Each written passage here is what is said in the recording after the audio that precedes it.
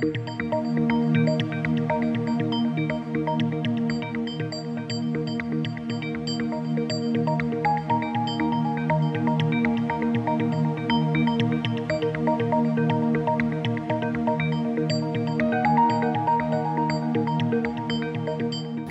খুব ভালো হয়েছে আর কি, জনগণের দুর্ভোগ লাভ হয়েছে।